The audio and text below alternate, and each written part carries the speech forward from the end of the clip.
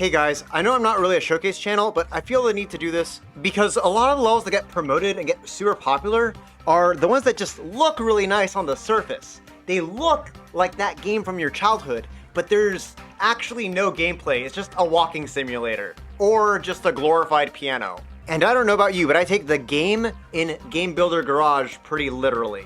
In this series, I'm going to primarily focus on games that are fun to play. If the fun isn't there, why bother making it? Why bother playing it? Additionally, levels need to not be spaghetti. I have not and will not ever endorse spaghetti code on my channel. Furthermore, I'm going to give a little more commentary on what's going on in the code than you'd normally see from a showcase channel. And no, I won't be plugging any of my own levels. Without further ado, let's go. Here we have a Beat Saber level. This level really called out to me because it makes really good use of the hand node-on and the motion controls. Specifically, it really knows how you can just use the hand node-on effectively, just as a control scheme. This is definitely a level where I would never really tell you, like, you should use this with a stick. A stick control will be so much better. It's like, not really. Like, this level is just so much more fun because of the motion controls, and it just makes so much sense.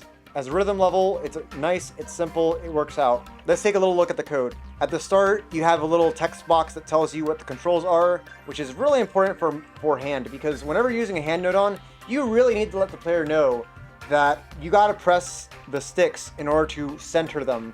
Otherwise, like, the hands just won't appear. The way that he made the beat sticks is using the hand node-on. Here he didn't use a snappy mode, precise mode with a certain snap distance to get it at a certain spot. And because the drumstick is directly connected to the hand node-on, it'll never let go. So this establishes the beat stick that's really important for the level. You have some well-commented blocks here for like taking bonus points or like setting vibration. For the actual blocks, he's using a ton of timers in series to activate these launchers. Now, you see that this is really hard to read. So like, one thing that I would have personally done here would be to have used markers instead, specifically a 2D marker node-on, continuous marker display, and then a counter to increment the time through, so that way you can actually like very clearly read when the blocks are coming out, just because with these numbers, like, what is the pattern even? That's the only real complaint I have about this level, but overall it's really pretty, the gameplay works, and overall the code is good enough and clean to understand. Next we have a little Zelda dungeon level, where you can explore, you can hit switches, you have some health points, you can fight some things. Here if you run into a fluff ball, you'll break the fluff ball but lose a hit point, etc. And the dungeon has a couple of really simple mechanics. Here we can change the switch state from green to red, so now the red door is closed and the green door is open, and we can kind of move around the level like that. You'll notice that the gameplay area for this level is substantially more complex and like messier to read. Part of that is because some of the rooms in the interior, like, you need to get logic into this, right? But you basically have to like reach over a bunch of other rooms. So the design inherently has a little bit of that going on. Despite that, you can see the maker did try to put in some effort to, have some wormholes, etc. where needed, so that he could try to organize it a little bit more, so you don't have all the logic in the gameplay area. Like you can see in a lot of these rooms that you can actually kind of read what the space is. Furthermore, you see normal, good practice in terms of like labeling things. Like here, if I wanted to change how the arrows fire, like I can easily just like change the stats on this launcher, etc. While it's a little rough around the edges, I think it was still a really good effort, and I really appreciate what this maker did here. Here we have a simple platforming level. It's nothing too fancy. We're just jumping from platform to platform. And you see that overall there's like a river texture, and that river texture is on an animation loop. So even though it's not like a hardcore animation, like just something simple like having running water is really easy for you to do. Here you can see that these animation cycles are generally powered by these marker node-on setups, where you have a constantly incrementing counter that then maps into a marker node-on that then just cycles through the animation cycle. And that's for both the water and the river. You see how this is all laid out for the river and for the waterfall, and even though this costs a couple of node-ons, there are a couple of duplicates here to set up later so that you don't have a horrendous amount of spaghetti in the code.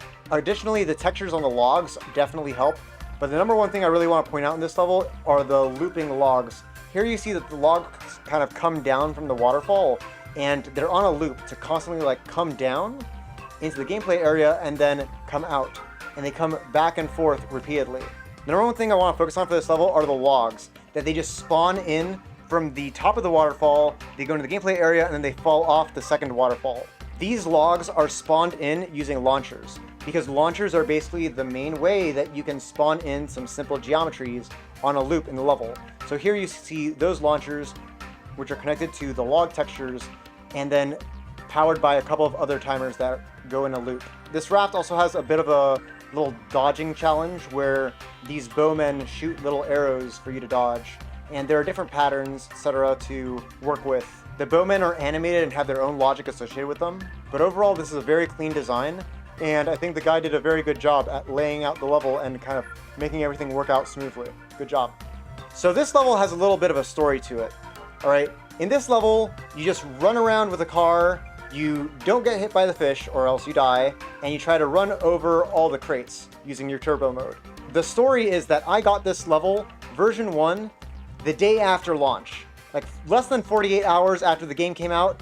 It was really cool. I learned a lot from the design of this level in version 1, but it was terrible. Like the controls were awful, you'd constantly get sniped by fish from behind, and there was just so many things wrong. But the guy kept at it, and he kept refining, and he kept polishing, and he really put a lot of effort into like refining this game. So here we have version 6. This level now is just so smooth in the way that it plays. The fish's AI is really simple and kind of dumb, but at the same time it's really smart the way that he made it. In general, you have several RNG nodons that trigger a variety of different attract objects, and these attract objects will move the fish around the level.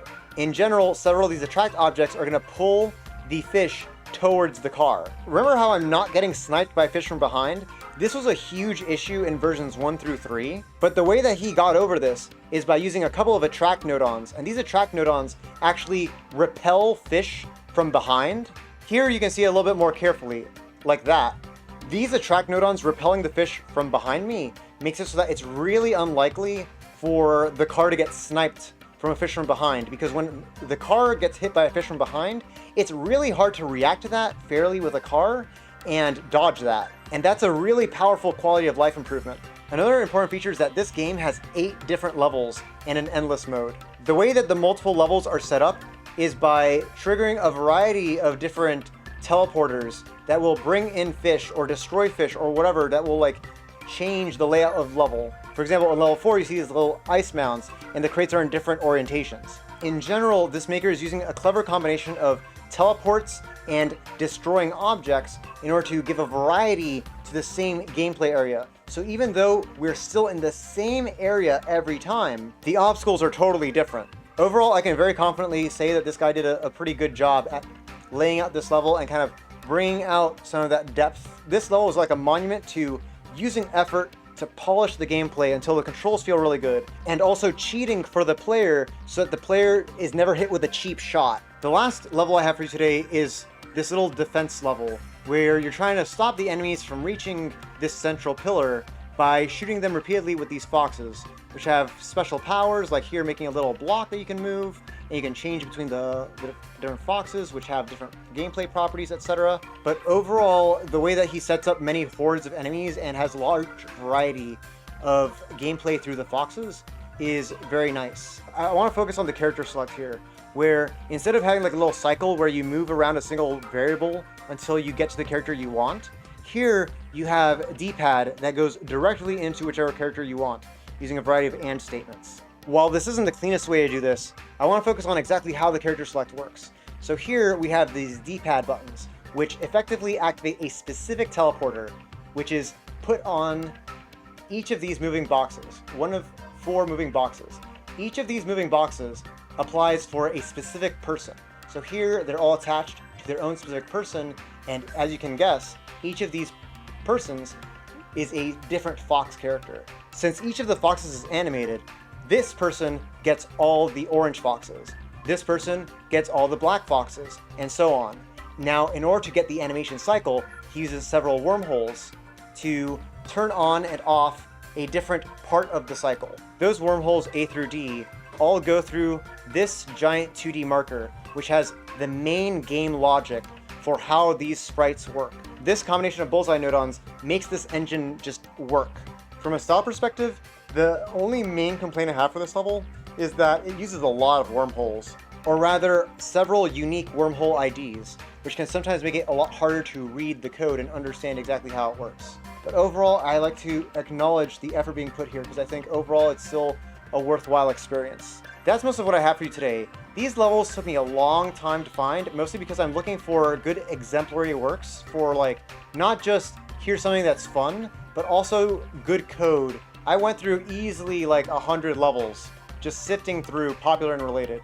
As a general call, if you think that you have a level that's good for a showcase, where it's both good in terms of how the code is presented, i.e. not spaghetti code, and it's fun to play, even if it's not super visually impressive, please feel free to send it to my stream and potentially my Discord, but I'll definitely be able to play it if you send it to my Twitch stream.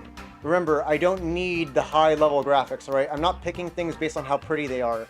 I'm picking things based on how fun they are and how good the code is. And I also really like seeing, new things in terms of like how mechanics are being used, or how game elements can be polished to make a good final product. Keep in mind that I'm very particular. Remember, if you want to get your level showcased here in the future, spaghetti code is the fastest way to get disqualified. If you want to know exactly what my standards are for how good a level's code has to look like in order to be showcased, just check out like any of my levels, or like you can even see in these levels like just how the code is presented. All the socials, etc. are down in the description. If you like this content, like and subscribe, and I'll see you later. Bye.